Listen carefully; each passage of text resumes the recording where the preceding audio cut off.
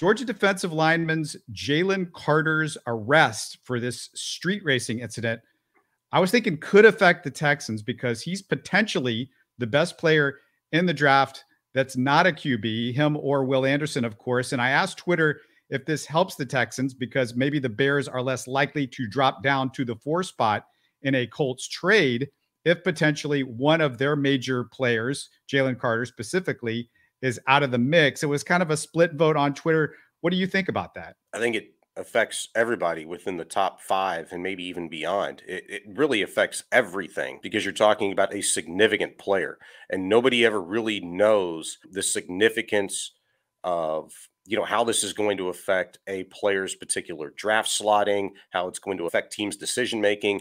I mean, I think back to Laramie Tunsil whenever he had that whole incident, with the gas mask and, smoking weed out of it, the whole thing. It was a horrible look. How did that change his trajectory? How did that change his slotting? Was it 1, 2 spots? I mean, I don't know. You never really know until it happens. And then you're just going off of, what you piece together from teams leading up to the draft. You mentioned Tunsil. He was picked at number 13, top left tackle in that draft, I believe. Usually if you're the top left tackle in the draft, you're not going all the way down to number 13. And to my point on how this affects the Texans trades between the Colts and the Texans and the Bears, because if you're the Bears, now you're dropping, if you trade with the Colts, from 1st to 4th.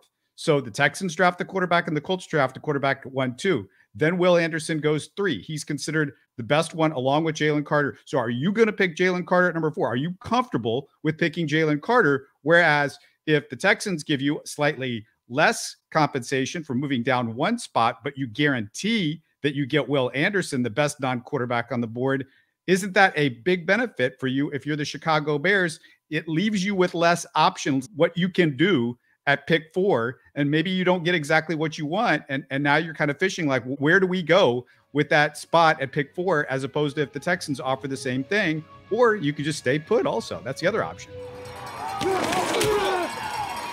You're listening to Houston Sports Talk.